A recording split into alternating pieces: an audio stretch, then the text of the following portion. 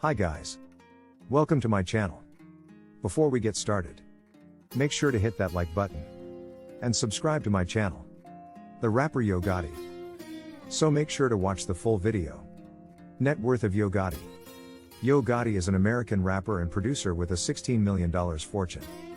10 studio albums have been released by him, 3 of which have received gold certification. Both the BET Hip Hop Awards and the Soul Train Music Awards have nominated Gotti. The record company Collective Music Group's CEO and founder is Yo Gotti. Yo Gotti's Vogue. Yo Gotti is an American rapper who is signed to Cash Money Records. Mario Mims was born on May 19, 1981, in Memphis, Tennessee. He used to go by the name Lil Yo back in the 1990s, and in 2000 he put out his debut album, From Da Dope Game to Da Rap Game. He has since released the albums Self-Explanatory, 2001, Life, 2003, Back to Da Basics, 2006, 2008, Cocaine Music, 2009, hosted by DJ Drama, and the Pyrex King, Street Runners Special Edition. One of the 6 hubs of Southern hip-hop, Memphis has always had a strong underground that has given the world big platinum superstars like 8 Ball and MJG, 3 6 Mafia, and Project Pat, Skip, aka Gianni Booker. Before they went on to become well-known national figures, all of the aforementioned musicians formerly utterly controlled the city's underground rap scene. Yo Gotti, the current ruler of the underground rap scene in M-Town, is the next to go.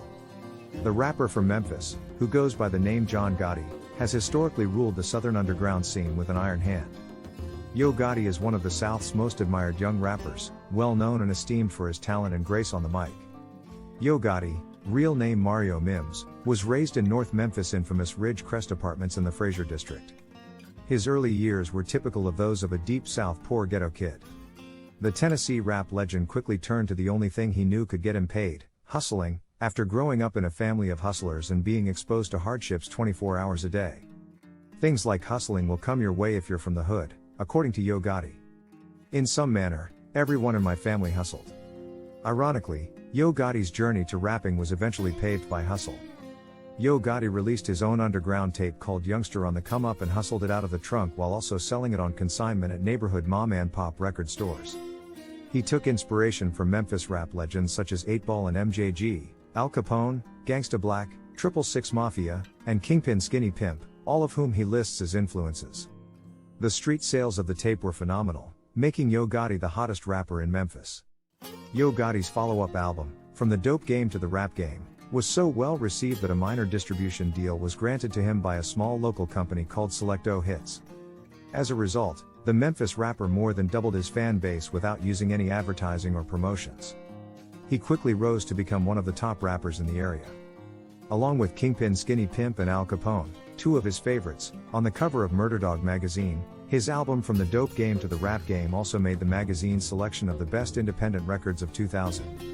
After signing a distribution agreement with TVT Records 2 years later, he released the critically acclaimed album Life, which sold well for an indie company. Yo Gotti claims that song did what it did on its own. It sold about 40 or 50,000, with no promotions or film. However, the proverb when one door is closed, another is open applies here.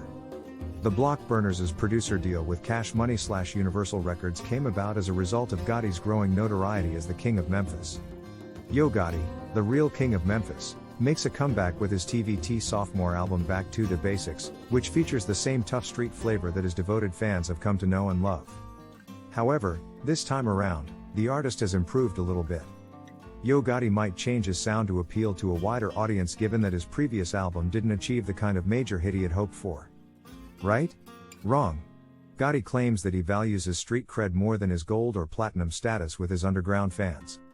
The one thing you must realize is that when you build a fanbase based on street goods, the last thing you want to do is disrespect them by altering because of record labels and other things like that. By doing that, you alter your original circumstances. I consider it to be crucial that I remain in touch with those who contributed to the independently sold 40,000 discs. Because of this, I titled my album Back to Da Basics.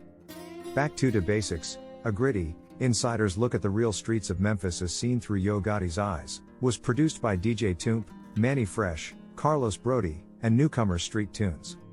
Nowhere is this point of view more strongly expressed than on Full Time, the upbeat lead tune from the Hustle and Flow movie from MTV Films, which promotes the Gotti success formula of working hard all the time. Yo Gotti adds, "A lot of cats want to be rappers or street hustlers, but they don't want to put in the time that it takes.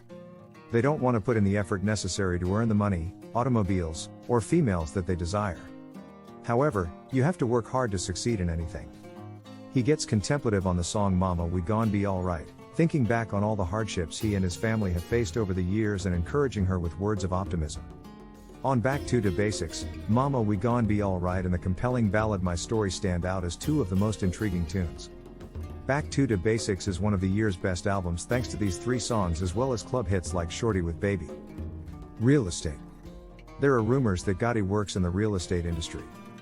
He has stated that he started buying houses early in his career, remodeling them, and then resold them.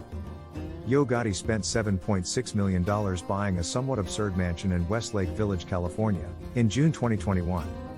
The 10,000 square foot home, which sits on 3 acres, has a tennis court, an incredible infinity pool that looks out onto a golf course, 6 bedrooms, and 8 bathrooms. Yo Gotti's record label is who? 2022, Past and Current Deals. Yo Gotti is primarily known for his outstanding works. He is a rapper as well as a record executive and songwriter. Inquiring minds wanted to know how he was able to succeed at this level. But it is clear to all that he is a diligent worker who never gives up. Throughout the course of his protracted musical career, he has had relationships with numerous labels, all of which he has since ended. Specifically, Cash Money, RCA, Epic, Sony, Polo Group Music, and TVT Records. In 2016, Jay-Z of Nation signed Gotti, the former boss of Memphis and current CEO of Collective Music Group, previously Cocaine Music Group.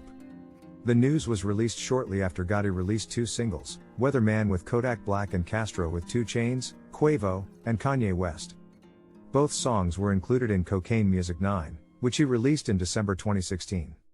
Photos Gotti posted on Instagram depict a champagne celebration with HOV at his official Roc Nation signing. Mel Carter, a manager of his who was highly regarded, passed away in November 2016.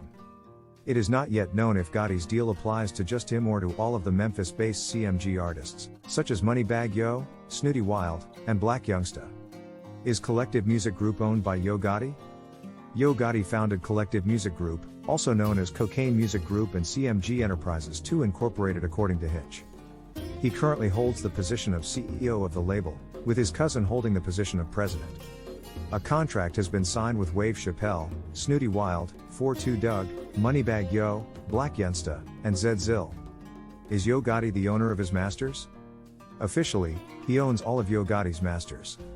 In order to share the exciting news, a picture of Yo Gotti seated in a director's chair on a set was uploaded to Instagram in February 2020.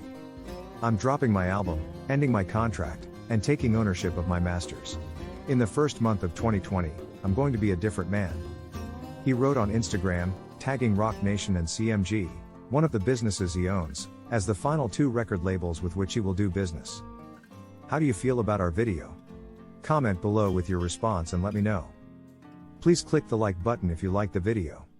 Also, before you leave, please subscribe to our channel.